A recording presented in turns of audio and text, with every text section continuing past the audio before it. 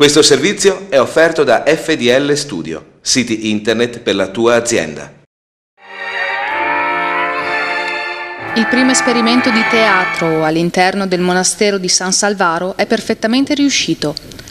Quasi un centinaio di persone si sono raccolte nel cortile del grande monastero per la prima di Teatro al Monastero, esperimento che porta il teatro all'interno della grande cornice storica del monastero di Urbana. Abbiamo aderito a un'iniziativa provinciale, Rete Eventi, che mette insieme tutti gli eventi di eccellenza inerenti a teatro, danza, cultura di tutta la provincia di Padova. Come Urbana abbiamo voluto mettere in piedi Teatro al Monastero, una rassegna teatrale che si tiene nello splendido e suggestivo cortile del monastero di San Salvaro, di 3 serate. La filosofia di Teatro al Monastero è stata fatta proprio per cercare di portare il teatro d'autore in un luogo storico, mistico, speciale come il nostro monastero di San Salvaro.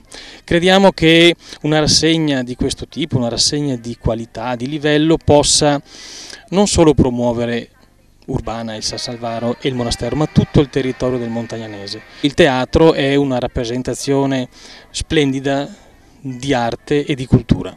L'onore di questo primo appuntamento è toccato alla compagnia Estravagario Teatro che, con Inganno in Gonna, ha portato sul palcoscenico una commedia di Ken Ludwig mai rappresentata in Italia, poiché da poco è stata tradotta in italiano.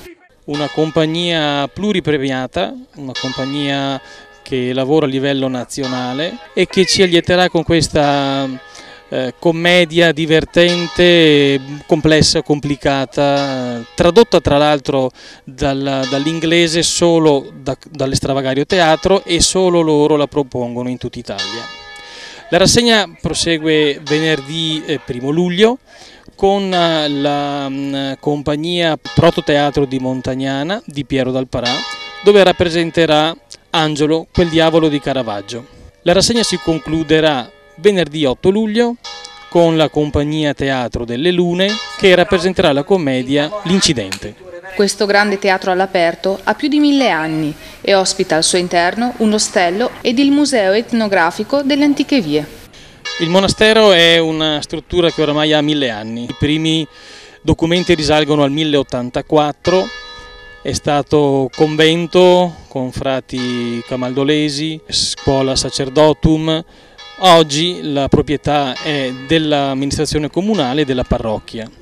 Qui vi sono l'Ostello della Gioventù, un centro di spiritualità e il Museo delle Antiche Vie, un museo che rappresenta tutta una serie di attrezzature, di strutture, di ricordi delle vie, del modo di camminare e di spostarsi di una volta. Infatti qui vi era l'osteria cosiddetta del viandante, dove chi si spostava nei secoli scorsi si fermava per ristorarsi, e abbiamo voluto riproporla con tutte le attrezzature che usavano una volta. Gli eventi teatrali al monastero di San Salvaro chiuderanno l'8 luglio, ma di sicuro, vista la grande affluenza di pubblico già dalla prima serata, l'esperienza sarà replicata nell'estate 2012.